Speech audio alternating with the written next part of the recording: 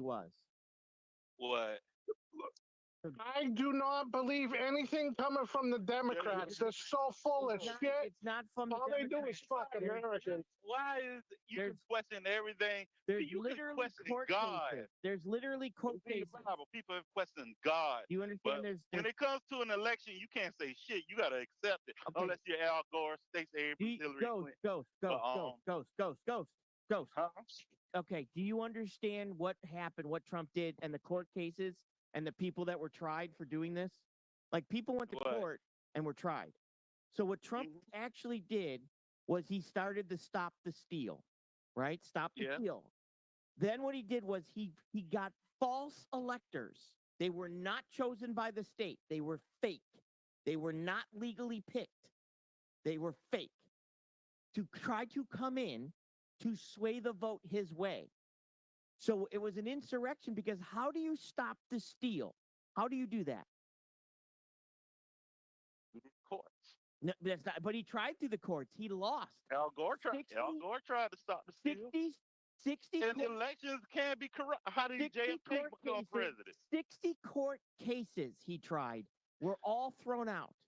So The real election fraud was when all the Trump- early voting, the mail-in when- ballots. That's when where it Trump- all happened. Listen, when Trump sent people down there as fake electors who were charged and pled guilty, okay? And Who were these people? and then he sent people down there and said, "Stop the steal. We've got to. Pence has got to do the right thing. We've got to take our country back." What was he telling them to do? How do you stop the steal? He wanted them to quietly protest, Sage. Hey, Sage, I got a question for you. Insurrection. So You're he, not gonna just run up in there trolling, wear a hat, but they did run breaking up. a few windows. They did want go up in there. They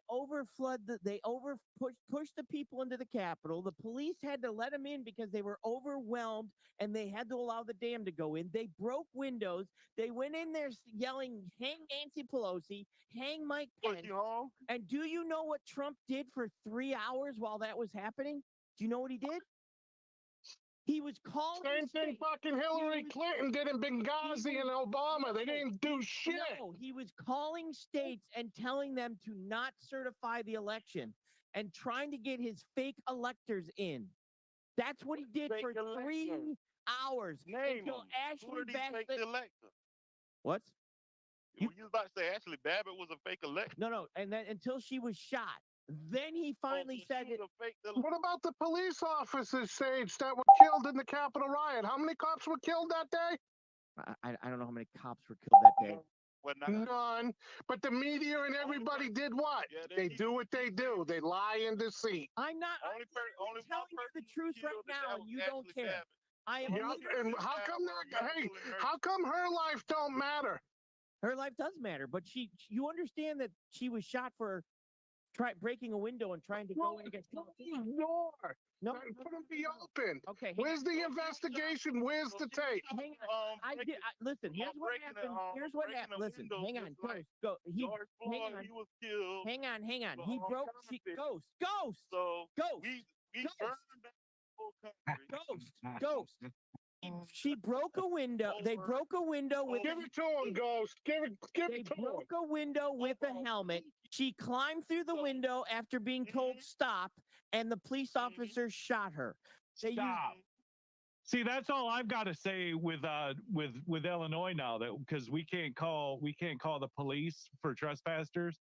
All we could do is say stop and then throw lead at them. They went through what we all see here in 5 Illinois. levels of Stop. force. They went through all 5 levels of force. All levels of force. All 5 levels.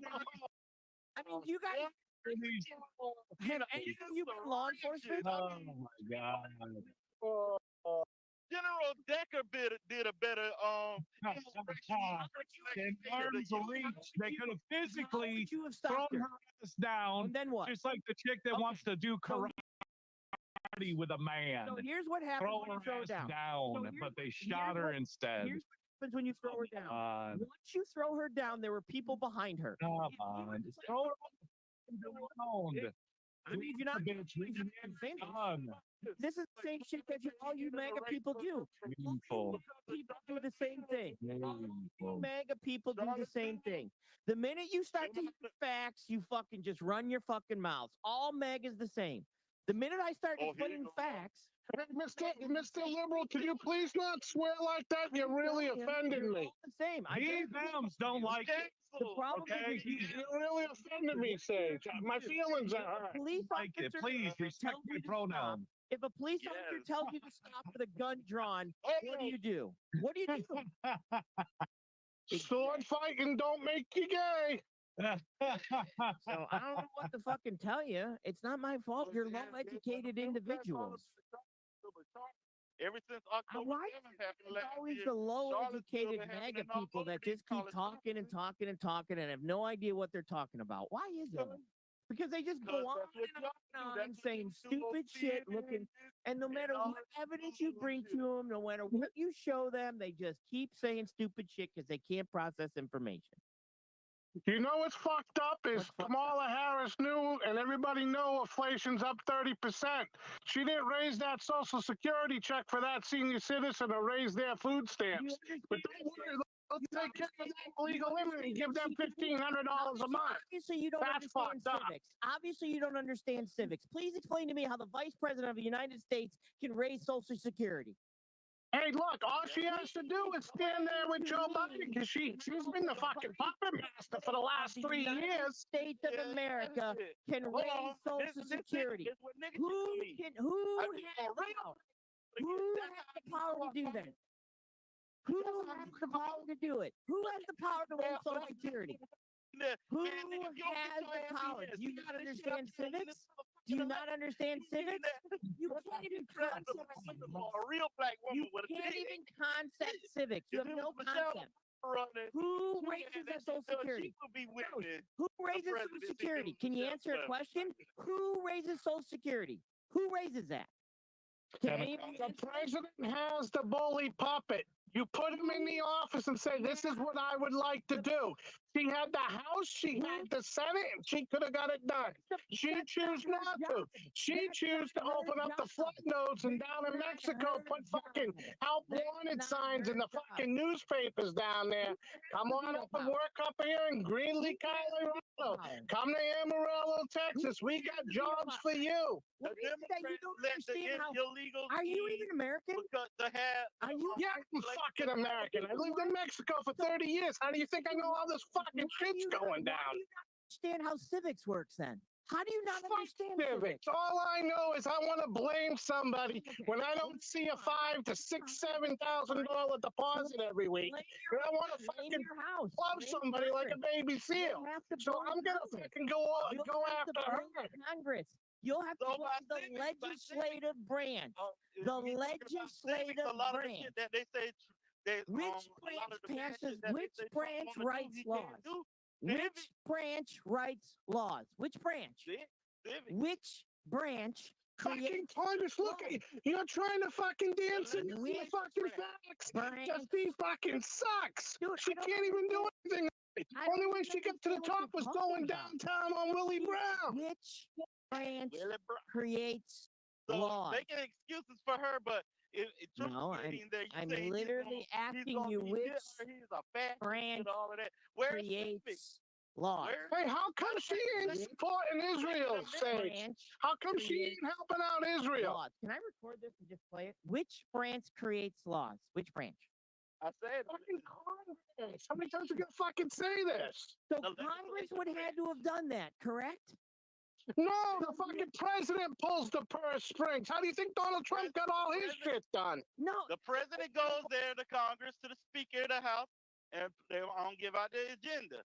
When they had the first 2 years they had the House and the Senate, and she has the tie-breaking vote. She brags about using it to pass the Inflation Reduction Act, aka the Green New Deal. Joe Biden said he should have really named it the Green New Deal. He said that. Okay, listen. Let's just go with the president. Was she the president Yeah, she was, because we don't know. She covered up. We don't know how long he's been incoherent. We don't know what's going on beside the side deal here. Back to you must not be a citizen of the United States. So do you understand the 25th Amendment? Do you understand the 25th Amendment? Yes. Look, Nancy Pelosi wasn't going to eat her own. So do you understand? Do you understand? 25th Amendment. Okay, so let me ask a question. So So she he's could not. manipulated like so a typical She Democrat. could not. So she could not. He's a eunuch. I He swear to don't God, have no nuts. This is like arguing with fucking dummies. You understand that? Kids gonna be blasted by these immigrants before the Democrats wake up. I love it when Democrats So use can you that explain to me? hominem attack. I love it. That brings it out. I love it. So Let can 'em you argue. explain to me how the vice president raises Social Security? The vice She was controlling the presidency. She's fucking useless. president. He was the vice president. Can you explain to me how the vice president can raise Social Security? Down to the president, to the Oval Office. And to what the if he said no? Can she do anything? If he says no, can she do anything? If it's not bad enough, you resign in protest. What are you talking about? If People the doing it, president when says Trump did no, something- when Trump did something they didn't like, people resigned in protest, and If- everybody if cheered them. for that. Congress says no and the president says no, can the vice president do anything? If it's bad enough, No, you didn't like that. You What are you talking about, Ghost? Resigning Are you protest. American? Say this is the reason why we're in the position we're in today is because people don't understand basic civics anymore. Exactly. They have no concept of civics. None at all. You have no Where am I concept from? of how government works. Where am I? You have no where am I from? concept how government works. How? You, When you I don't know start how this- you don't. You tell me. Tell me how you don't, because you have no concept of How? it. How? Tell me how I didn't when I just answered your question and said the legislative branch. No, I asked you if the vice president can do it, and you said yes if it's bad enough. No, they Hi, can't. Josh, you little faggot.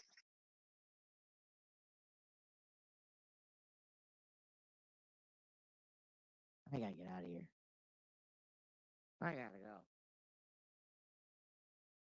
I gotta go. I had a good time though. I love. If you guys are on X, you'll have to go over to my Discord. I'm signing off. See ya. That was mentally exhausting. Yeah, I like doing that. That's enjoyable to me. So, did you clip him saying he thinks Michael Johnson's a moron? Yo, yeah. Oh, yeah. Okay, so let me tell you a little story. I think I told you, but I mean the rest of y'all probably don't know anyways. But last Thursday, right when the fight was going on, supposed to go on, and me and him were arguing on the phone, right? And he brought up SoCal. SoCal immediately texted me and said, "This motherfucker," because SoCal don't like being in this drama, even though he's on Best Show. He don't like. That's why he always taps out, right? That's why I'm bringing him up. Yeah, and fucking SoCal immediately texted me while he's on the phone. He said, "Did that motherfucker just bring my name up?" I said, "Fuck yeah, he did." He said, "Call me after the live feed." I was like, "Oh shit." And so, anyways, I wasn't planning on going on for an hour and a half after that, but whatever. So I text Quick because Quick's better friends with SoCal than I am. And I said, "Hey, Yeah. Quick's like, I'm on the phone with him right now." So he said, "Call me." So, anyways, we patched in, and SoCal said, "I'm about to call this motherfucker. I'm gonna put him in check." And anyway, so SoCal called GW and said, "Gio, what the fuck's your problem? You fucking he dug into that motherfucker so hard." And GW, I wish I recorded it, but I probably won't put it out because it's SoCal. It's SoCal. And I like SoCal. You know, I mean, he's annoying as fuck, but he's a good dude. Like, and he'd do anything probably to help me if he could, which is awesome. But Which my point, and why he went nuts. My point is the fact that SoCal and them called, which I believed he should, and it was a scam, and I believe SoCal was doing a good thing. But you do the same thing, Coach. So my point, what I was trying to say is, so you were just on. He says you shouldn't be calling recruiters. You shouldn't be. And then I'm like, well, SoCal did it, and I believe he should have. And he's like, well, he shouldn't be. I'm like, oh, good. So I just kept saying SoCal until fucking SoCal showed up. I knew he'd show up. Yeah, yeah, on that phone call, boy, you should have heard GW. He's like, my bad, I'm sorry. He's like, I was gonna leave that live feed up, but James said that again when you were at first in there. He said, I don't do the driving down the road, live streaming and talking. That's why GW can't put that video up, because he's riding down the road screaming and yelling and acting a fool, and Best ain't gonna let that shit happen No. on his carrier, right? Yeah. Howdy. So it's just funny. Yeah, it was funny when W melted That's- down. What's up, Josh? well, we're not. somebody I kind of cross-platform today, so I brought Yeah, we XP cross-platformed. to YouTube, and one of the people is talking to Michael Johnson is this GW Bulls, but I knew it's SoCal doesn't want to. This one guy SoCal doesn't want to be part of all this shit. So once I got him to say SoCal shouldn't have done that, shouldn't have been calling recruiters.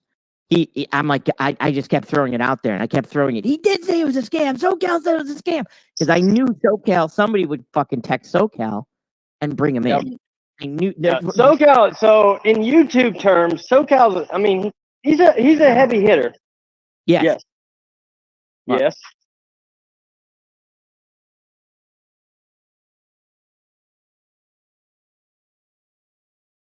A fruit on? What are you talking about? What? Good. Give me a loan. Chiquita Banana. Banana. Banana. I'm gonna boot you out of here if it's Chiquita Banana. I'll never talk to you again. That's yeah. I'm not lying. Fuck yeah, doggy. Congrats. That's awesome. Good. You can give me that loan you've been promising me for about 6 months now since I met you. And lucky it wasn't Chiquita Banana. When is it you're not gonna Hey, beat I up? got a Josh, when I is got your a not business beat up? proposition for you later. Good job.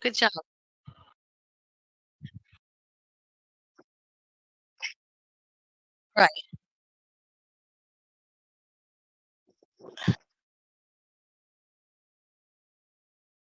Oh, it's all Nice. coming out now. All right, go ahead, Teach. Cut in on these motherfuckers. Hey, you're right. You're Yeah, right. you did. Yeah, you did. You good, dude? No, I'm not streaming. I'm just backstage. Oh, okay. Oh, nice. Yeah.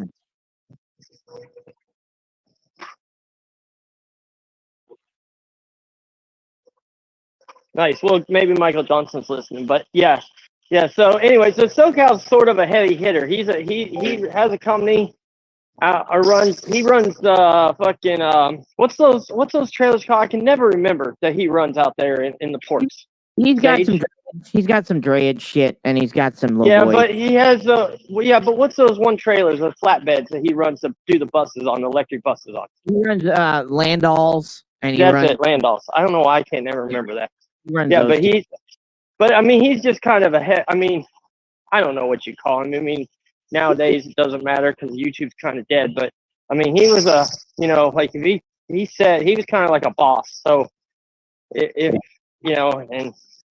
and I mean, he still kind of is to some people, right? But yeah, it's funny that he checked GW and GW left. I'm motherfucker. I gotta go. I'm so pissed. I know. Dude, God I damn it. dude, as soon as I listen, man. I knew once you pull fucking SoCal, once you say SoCal's name, he's got to come in. I just had to keep screaming it. I had to keep saying it, even to the fact that I showed the picture. It's sort of like when you say sage, and he appears. Oh yeah, SoCal, because SoCal is that type of guy that he's like, don't be talking about me, don't be talking about me. And me and SoCal, I don't give a fuck about SoCal, right? Me and him are kind of whatever. We go at each other sometimes. But the minute fucking GW is like, well, he shouldn't be calling any recruiters. They shouldn't be going after. I'm like, they were literally doing it earlier. Well, he shouldn't have did it. I'm like, game on. And I just knew if I could just keep screaming SoCal that he'd come in and fucking go after GW and break up that fucking friendship. See, you are in business with him. Shut up. We're not in business together. We just fucking like each other. We're friends. I don't know what to tell you.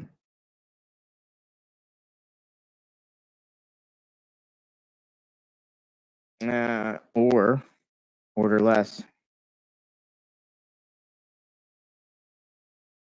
As soon as they wouldn't fucking shut the fuck up, though, it's like, why am I here? And even what's his face, truck diver, basically came in and said, "Bro, you're wasting your time. Yeah. I'm gonna win the presidency." Oh,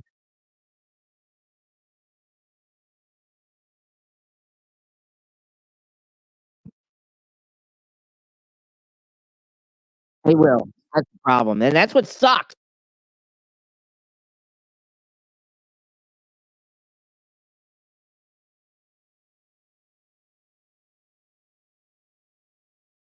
Dude, did you just see? Even Marlon said, I know you are. I know. Even Marlon said, I'm right.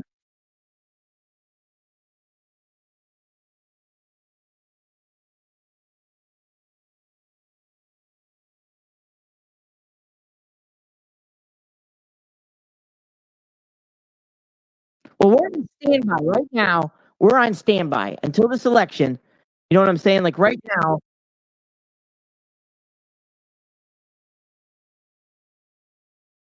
Yeah, no, I'm not saying they weren't.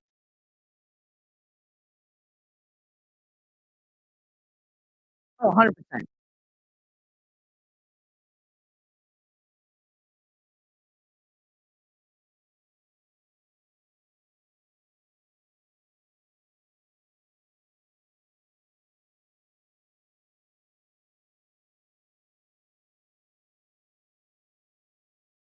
Well, here's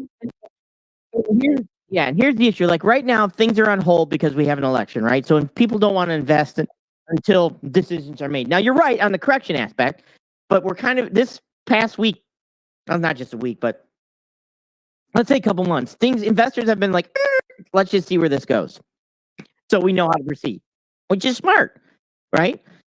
The issue is if we're listening to Trump and he does what he says he's going to do, it is going. The purpose of a tariff is to stop buying goods, to stop buying that Chinese good.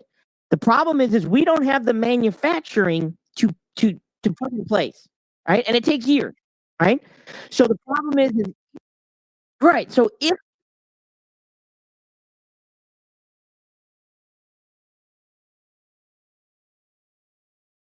yes, yes,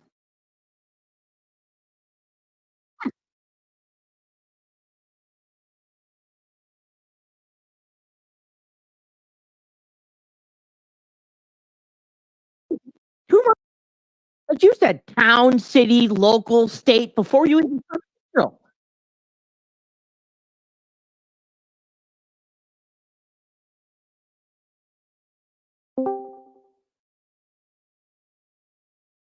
Correct. So that's right. So the issue is you can't slap fucking tariffs. You need to incentivize. You need to tell other countries like, hey, we can do this for you. We can get rid of tax. We can lower this. We can push these things through. We can reach out to the cities and try to get this done. But if you just tariff, that punishes us to try to get your way. You're bullying your way in to a system that could take 10 or 20 years. And if you even look up Reagan during the VAT, which is a value added tax, like when this is stuff people, it's like, there's more to tariffs that I haven't even gotten into yet, is a VAT, a value added tax, right? So so you also have that type of tax that can be put on things when we add value to a product, right? So when people, it's just mind boggling that it's like Trump with these taxes will slow down freight if he does what he says.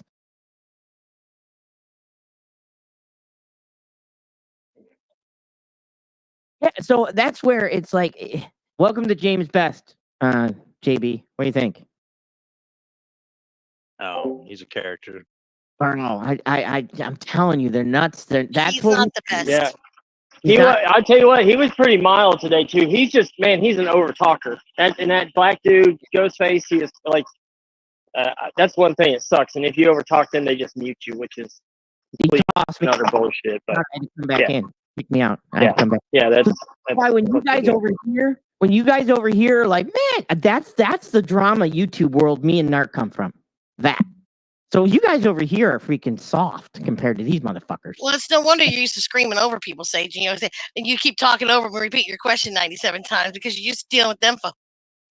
Now do you see? You're like, God damn, Sage just won't shut the fuck up. Now do you see where I come from? The streets that I fucking have to deal with? And that's what I'm saying, man. It's that's why, like I said, when me and Narc come from YouTube, we're like, you guys are like, this isn't bad at all. What's going on here? That's But why this I is- don't get in the middle of that shit. I just wait for you to run out of breath. Yeah, and I just have to. For me, it was just setting like GW to set himself up for failure. He was an easy fucking chop his knees out from underneath him. Boom, went to the ground. Fucking got attacked by fucking. Look. I knew. Well, we all know. Me and Narc both knew that SoCal would come if I just kept saying SoCal, and making GW look stupid. I knew SoCal would come in and say, "I gotta explain this." Okay, there you go. Go have fun. I gotta jump It's off sad there. they're so Gotta help predictable. robotic I'll see you team. tomorrow. I'll see you tomorrow, Teach. All right, Teach. Thanks. See you, buddy. It's funny. It's also funny when that like James the GW is like he's so trying to press this black thing that I said. I don't understand why, because I mean I was gonna come in there and say, oh fuck, I can't stay tonight. I might go live with a white hood on, but I don't know if YouTube will like that. That's the problem. I gotta worry about YouTube also. And take my white and like, oh fuck, I just left the rally. I forgot to take my hood off. But it's funny that like that's the mound he's gonna stand on, right? He's not gonna stand on that I didn't show up for Vegas because he knows he's not gonna win that. He's not gonna stand on anything. It's that that I'm a racist. His own boss is like, well, Yeah. I mean, look, we're all kind of racist. We all say some really fucked up shit, right? I don't know, that shit makes me It was like he got slapped in the mouth when I did that to him. It's like, bro, you're standing next to fucking Best and working for him. And he's like, oh, he didn't show up. He said he literally stayed home while you spent money to drive to Vegas to stand in an empty parking lot. That's pretty good. He cost him nothing, but it cost you money to go to Vegas and stand in an empty parking lot to prove your point. Narc said he wasn't going to go. He just didn't want to listen. That was fucking, I don't know. That's like, anyways. I only went on there because of him. I wanted to fucking ping him. But that's James Best. That's the one that I fucking went after his insurance. That's him. So it was funny when fucking JB brought that up, not knowing. Or did you know? Because that was funny. Yeah, I knew about it. Oh, that's fucking funny. You're good, bro. That was a good fucking shot. Because he got pissed. Anyways, I got stuck in there way too long.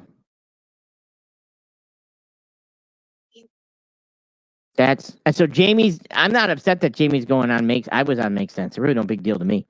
I just wanted to kind of get him on the fucking show to fucking. He's gonna get fucking. I don't really care. Maybe he saw the video I put out. Did he see the video I put out? That probably pissed him off. Did he? Did he see the video?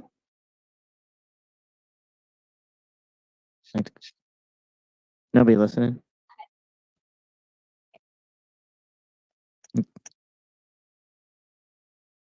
This one? Did he see this one? I don't know if you saw this one. Opponent to truckparkingclub.com. But he's got a secret. Let's listen. That's your secret, Evan.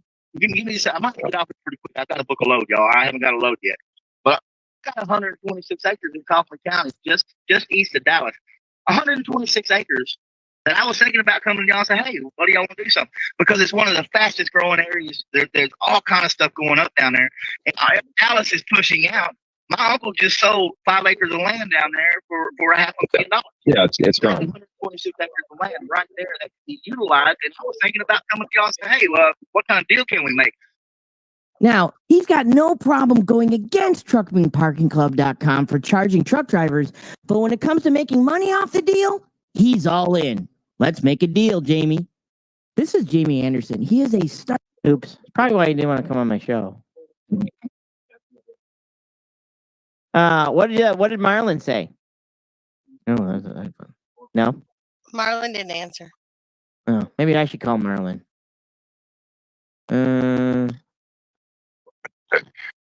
I could call Marlon. Let's see, what number do I have? 856. Oh, that's a New Jersey number.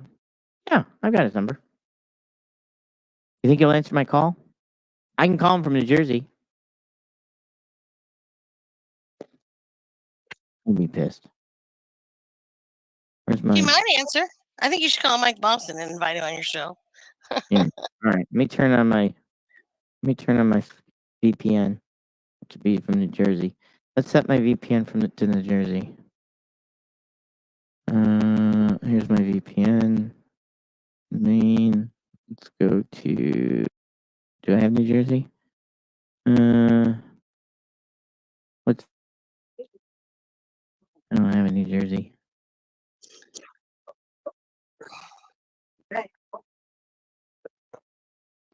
Do. I won't show his number. Yeah, to leave earlier because I was sitting in the driver's lounge, so I want to start. Screaming? Yeah. Man, I was having a good time with you there too. New Jersey area codes 201-551-609-640-732-848-856 and 862. What's 856? What's 856? Because I have an 856. It's New Jersey. It's New Jersey. Oh, okay. It's on the list. That was the next to last one I said. Oh, yeah, because I can't. I gotta log in under this here, or he'll get an echo. Let me log in. Turn on my this. Okay, so let's call 856.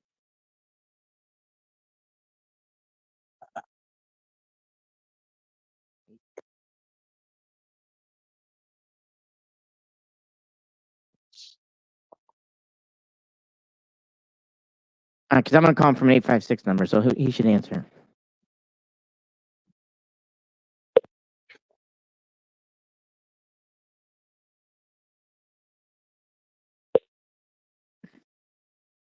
Maybe not. Might say spam. I'll leave a message. So I find if you call people twice, they usually answer on the second one because they know you mean to call them. Oh, well, I'll text him. Hi, this is John from Drywall Plus. Oh, Thanks for the call. I'm unavailable to take the call right now. If you want to leave me a short message and a phone number, I can give you a call back as soon as possible. At the tone, please record your message. When you have finished recording, you may hang up or press 1 for more options. John and Sage, let's do a show together tomorrow for the election day. You can bring your people. We can respectfully debate each side and see what happens. He ain't gonna be happy. And he won't be able to call you back because you call him from a spoofy number. Well, I didn't call him for a spoofy number. Like, my number is an actual number. Like, you can call it. The 856? Yeah. That 856 number, it'll go. You can text it. Well, what happens is I have it on Do Not Disturb because it's my show number. Oh yeah. So the problem is that I'll have to text him. Yeah, we have like 100 numbers here we spoof from. So. Yeah, so I don't really know if it's not really spoof. It's just a Google number. Yeah, that's basically what it is because they all come back to us.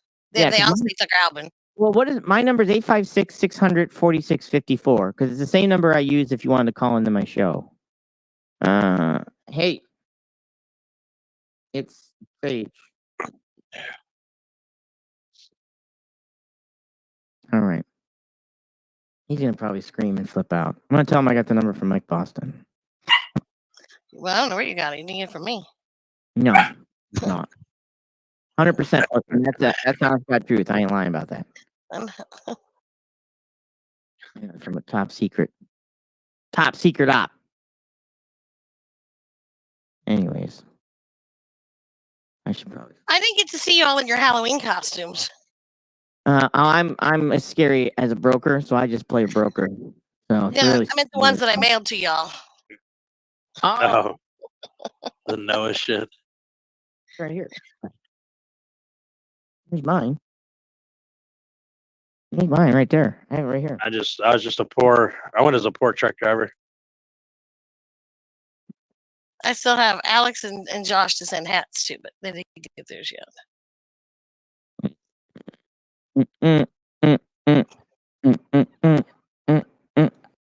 Probably didn't text back yet. He's gonna be fucking fuming.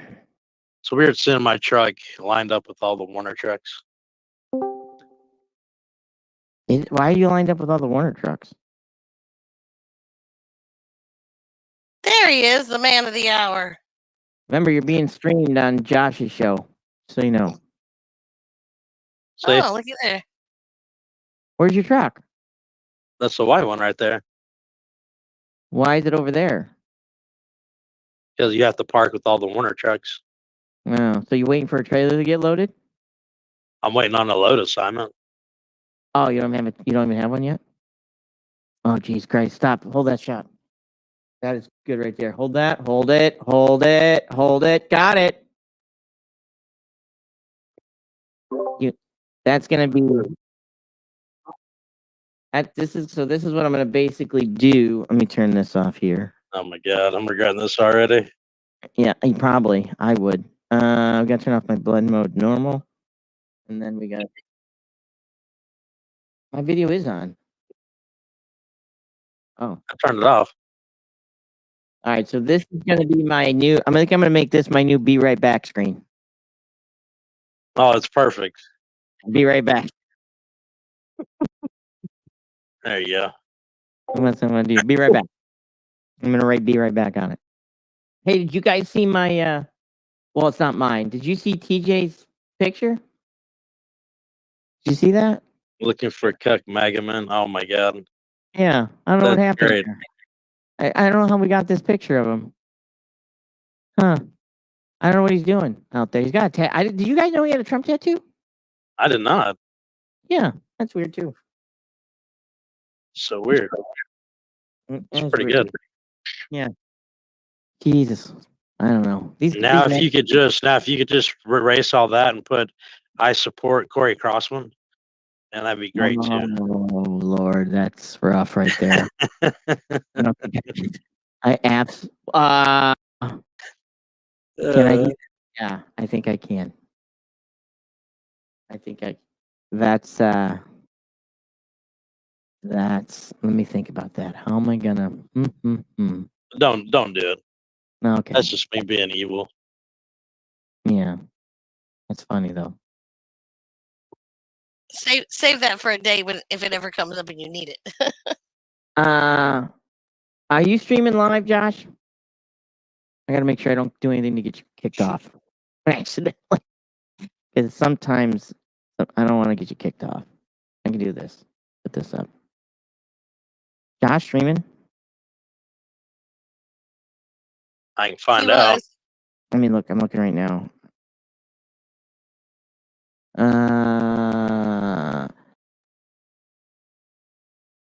Follow. Stay right where you're at. Follow me. Stand by.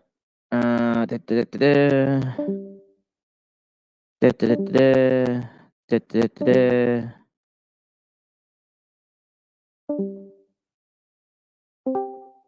Oh, hang on. I'll be right back, Josh.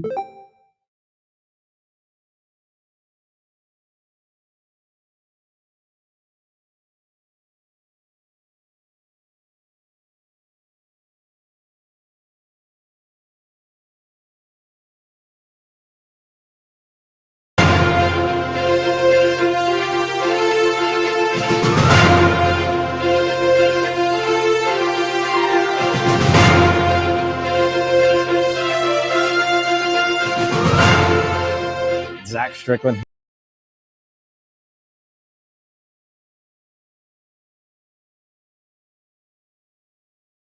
Craig and I, we talked about doing this. It's obviously a very hot topic. Politics can be a little triggering. We're going to try our best not to be so triggering to the environment. We are not here to sway you. We're simply here to present thoughts and ideas about the potential outcomes of the election, its influence on freight markets, its influence on the economy, and so forth. So please keep that in mind, have an open mind, and I believe we've got a pretty spicy set of topics to discuss here, as I will be the one asking the questions to both Craig and Tony. I will, of course, interject at times with thoughts of my own if I feel something needs addressing. So without further ado, Craig, Tony, you ready to be here, Zach? You ready to get Sort this of a going? State of Freightonomics Yeah. blend over. This is the most exciting blend show since the Jetsons meet the Flintstones. So real excited about that. This is going to be fun.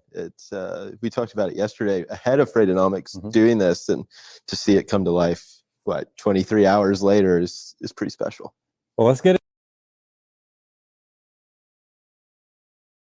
Of where the election's likely to head.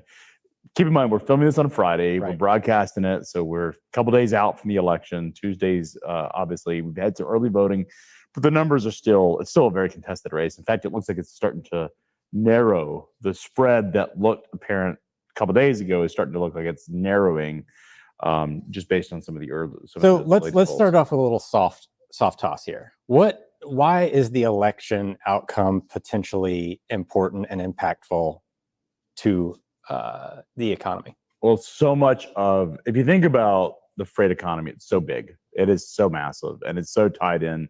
40% of the global economy, certainly the US, about 32% of the US economy, is tied to logistics dependent industries. And think about what that means. It means that these businesses simply cannot exist without logistics. And so policy drives has an enormous amount of impact on freight. And so things like labor policy, which has been a huge topic of conversation for our industry, whether we're talking about the port strike that was short-lived and could potentially happen in January is one thing. So how does an administration deal with labor issues? We saw it with UPS. We've seen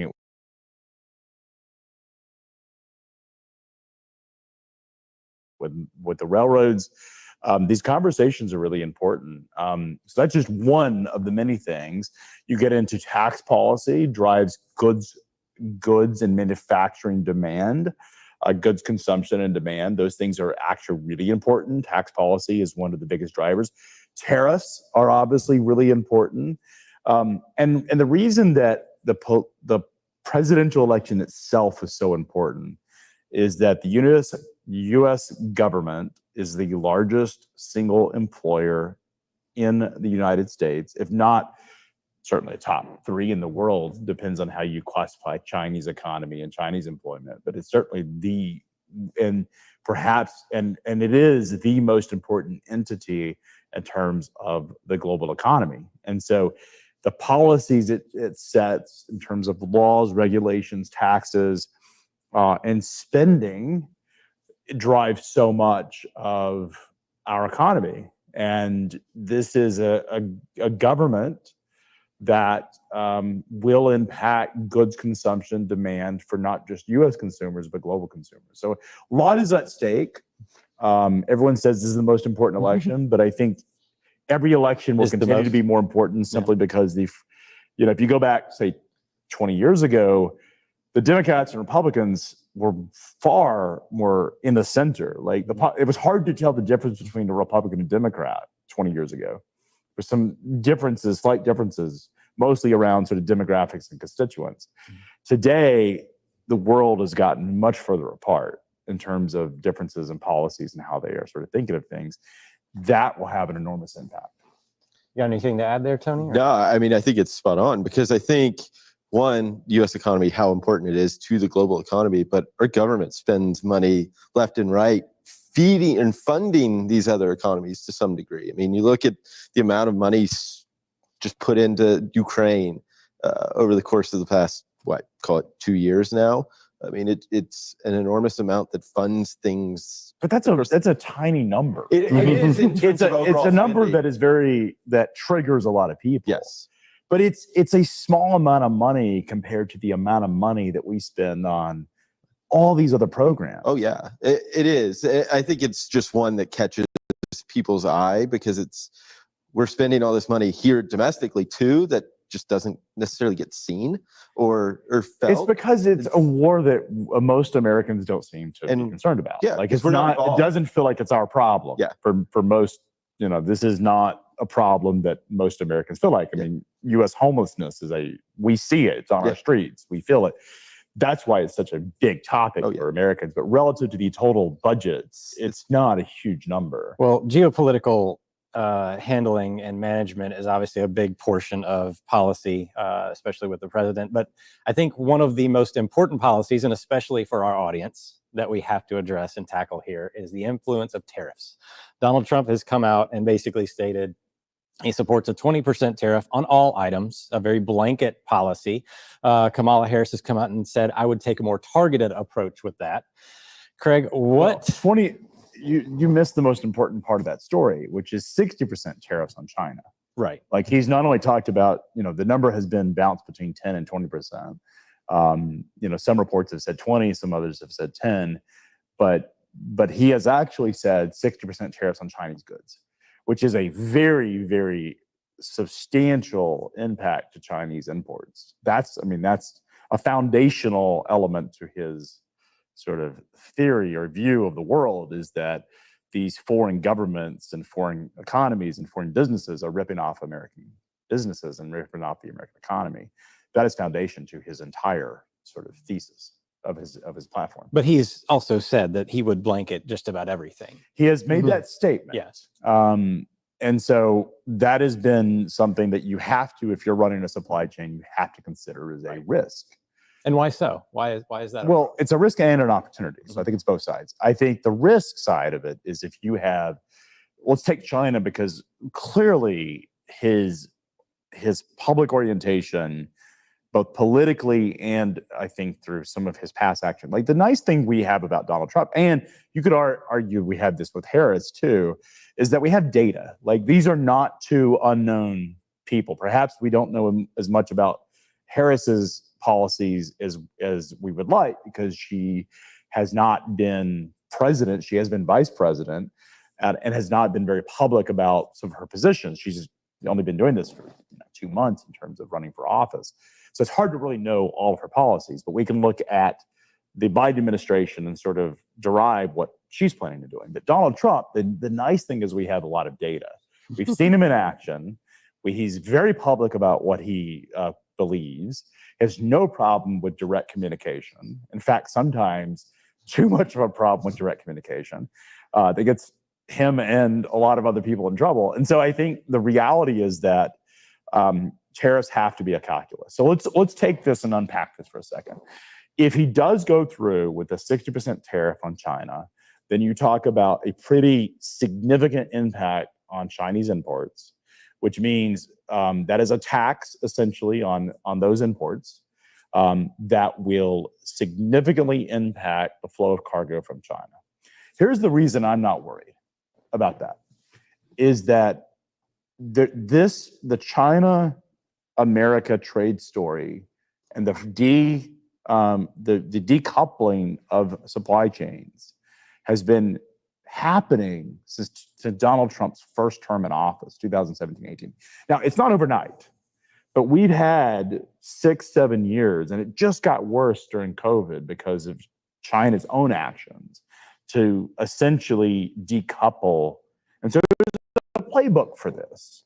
There was a threat Donald Trump made, or was reportedly made. He threatened to cut off trade with China at one point during his election. And I think a lot of it was just this sort of exaggeration, verbally. But I don't know that he was ever intending on doing that. But he's threatened it. And so when you look at the history of Donald Trump's policies, if you're running a supply chain, but even if you look at the Democratic policy and Biden's policies, or just China's own government policies, you've had to calculate this. And we've seen companies, Samsung has moved their entire production out of China. They don't produce a single item in China. Apple has moved their production to places like India and some US production. So we're starting to see Nike has moved out of China. So we're starting to see companies move out of China. I talked to a major top building manufacturer that used to import a building materials manufacturer that used to import a lot of products from China. And the head of supply chain is a top, so one of the top companies in its space told me he can't use China anymore because he can't depend on it. It wasn't about money or cost or tariffs. It was like, I don't know what I'm getting out of there. And so this has been playing out for many years. And I'm not suggesting we don't import from China. It's still a major trading partner, and I think it will continue to be. But there has been a playbook that supply chain organizations are prepared. So I think the fact that this is very directed to China means that we have the opportunity. The playbook is there. Supply chain professionals are prepared. This is not a black swan event. This is something new. And if companies are not taking this serious, they are behind the times. So I'm going to turn to Tony here and pose this in a different way. So Craig laid out, I think, the groundwork here. But what he's stating here is that largely this is about decoupling from China. Mm-hmm. But we've got India, Vietnam, all these other countries.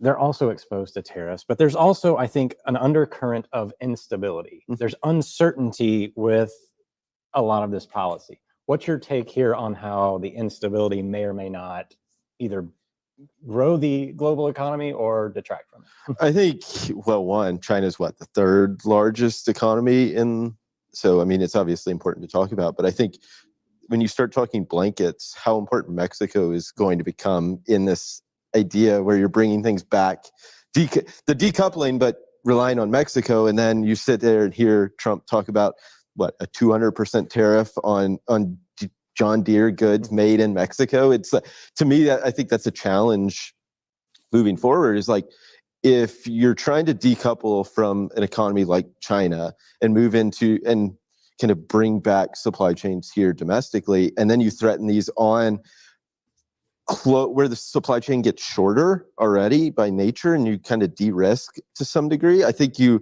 run the risk of, well, now you really run into manufacturing here in the U.S., building that out. It's not a short-term game. It takes, a few years, multiple years, to up to 10 to get things up and running to the level that they have this manufacturing in other countries.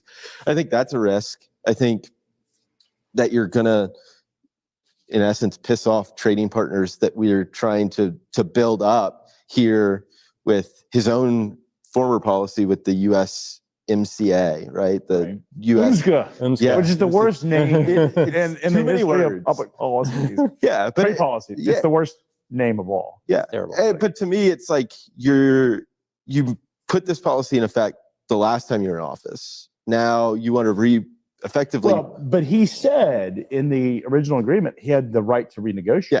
Like there was a very clear, because what happened with NAFTA was passed in the 90s. Mm-hmm.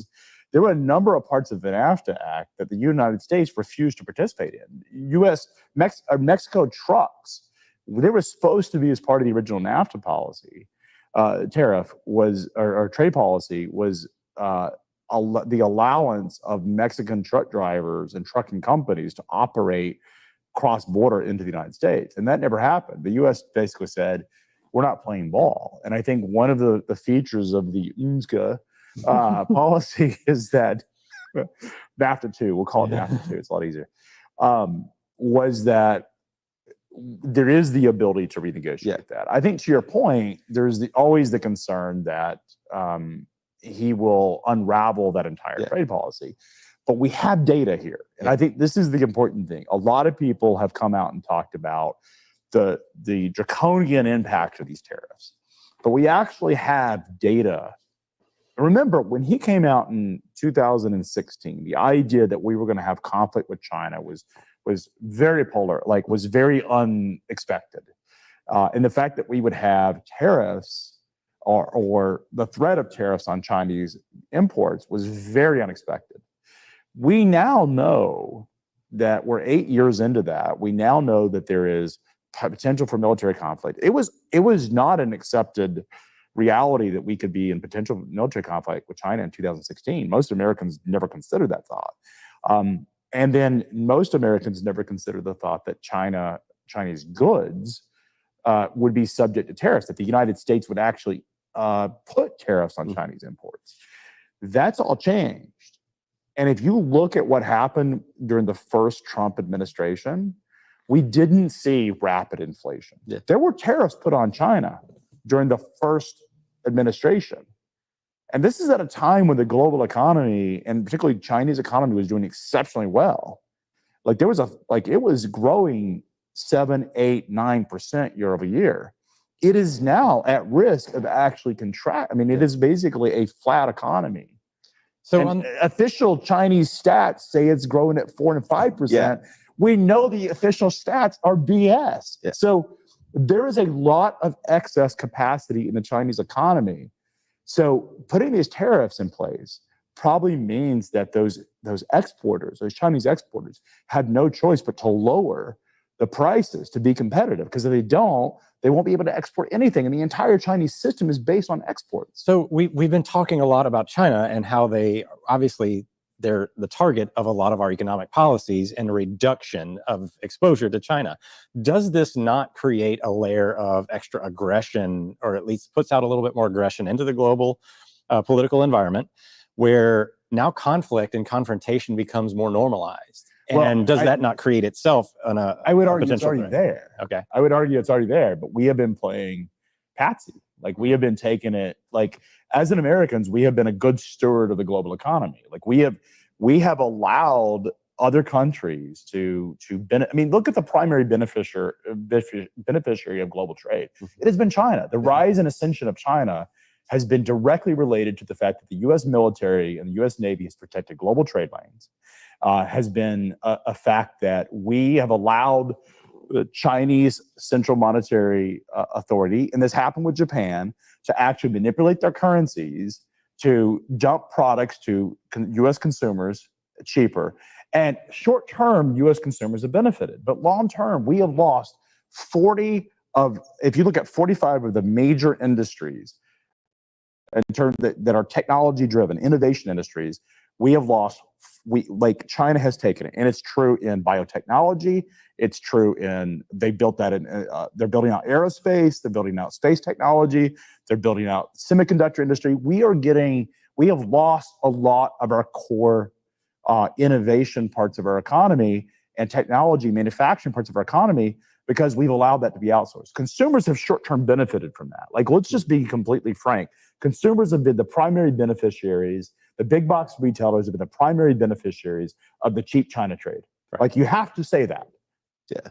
But the reality is we also have lost the expertise, the knowledge to produce those goods and the supply chains in doing so. So the conflict is already there, but we have just been letting people just take it from us without doing much about it. And the world is different now.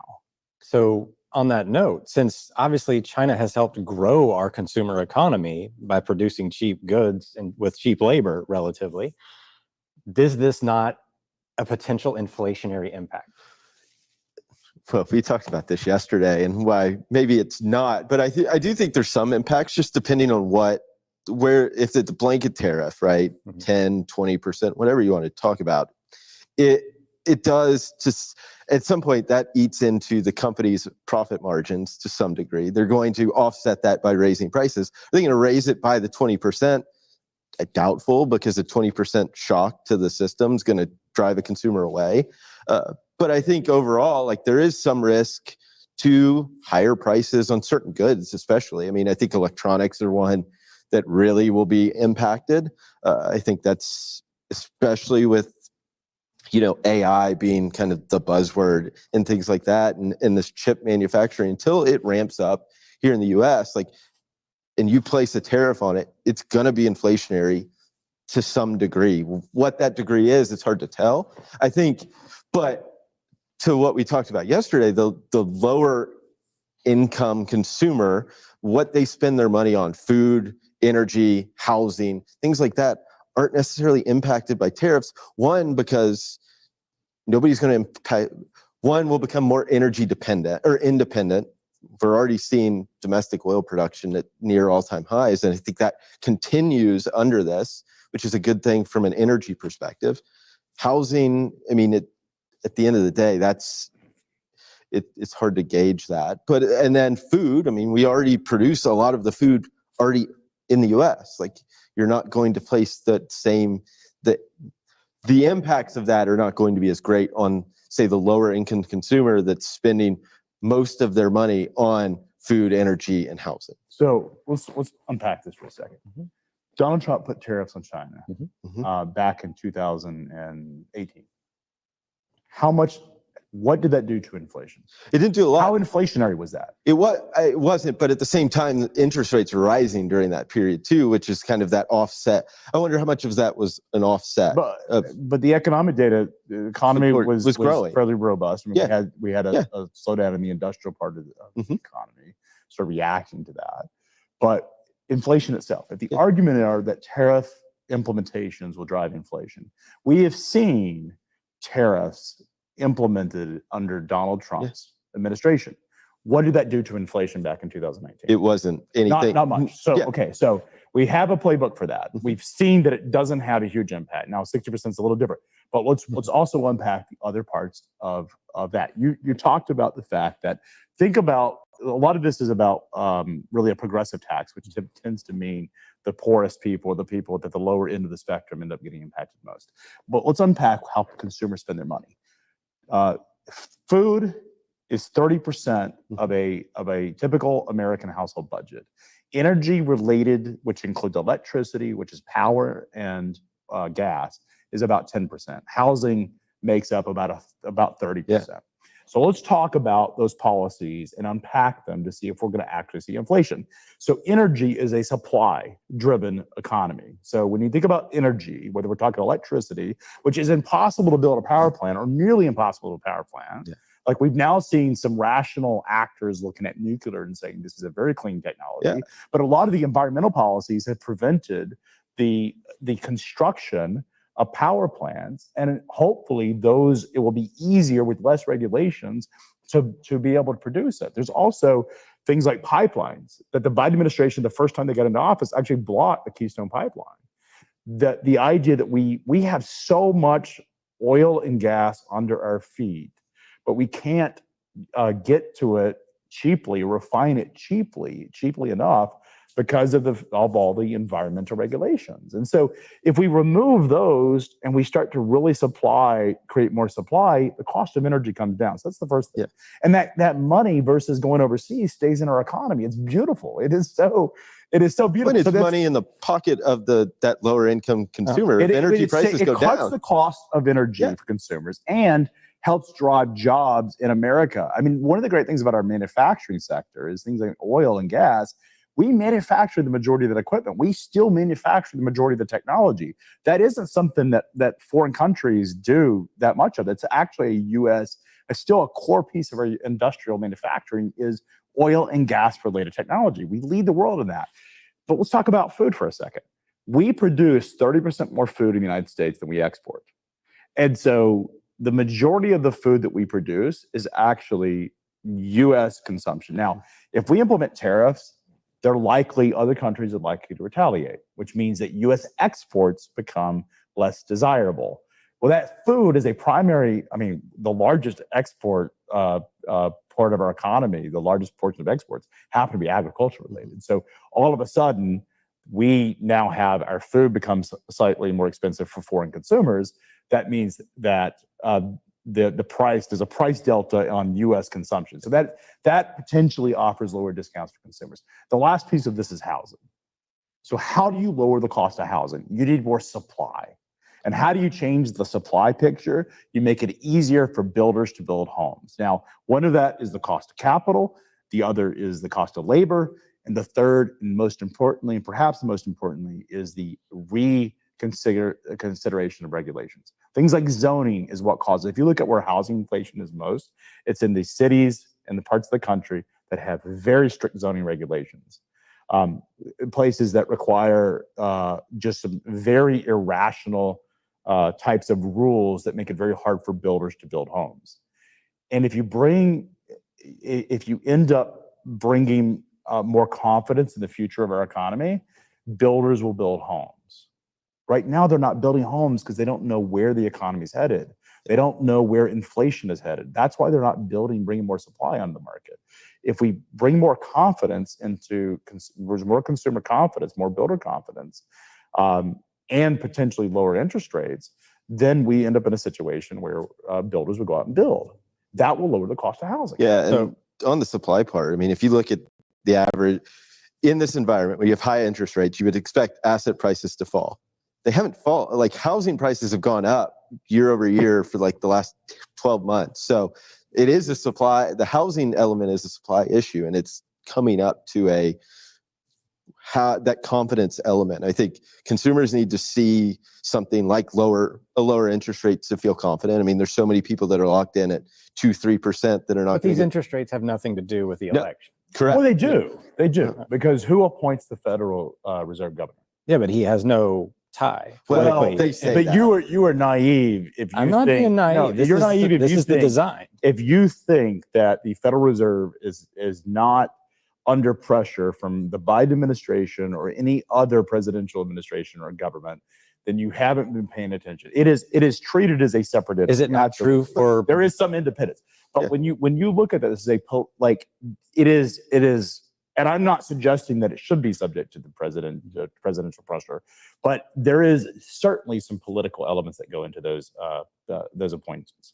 Oh, 1,000%. And I think in theory, it is independent, but in reality, I mean, just like Congress should be independent of presidency and things like that, right? The checks and balances. But the it doesn't primary have it driver in of reality. inflation, our government fiscal policy is the primary driver of inflation. Yeah. It's the U.S. If you look at the employment number, and you look at the amount of money, a lot of that is government stimulus Over the last several years.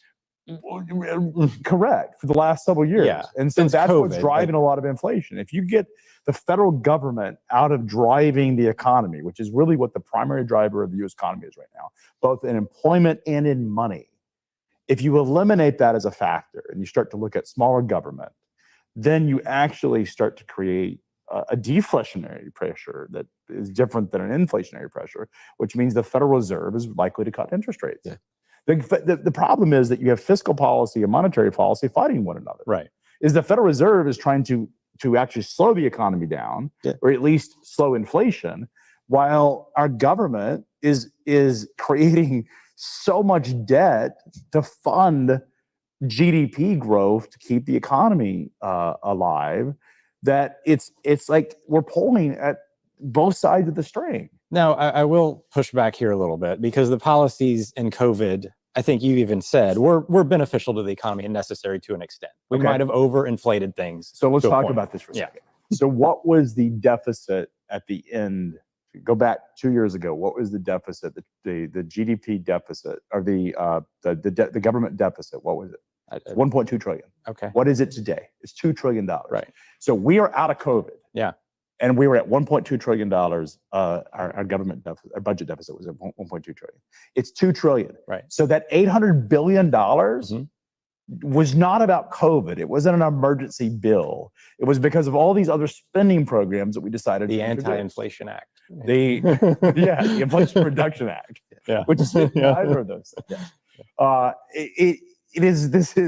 This is the absurdity of it. Our government is the one driving the inflation. It's all of this fiscal spending that's actually driving inflation. It's fighting the Fed. And the problem is that businesses, builders of homes, don't know where interest rates are headed or what it's going to cost or what the economy is going to look like 12 months out. So they're not willing to build homes to the degree that they were before. Consumers are not buying homes.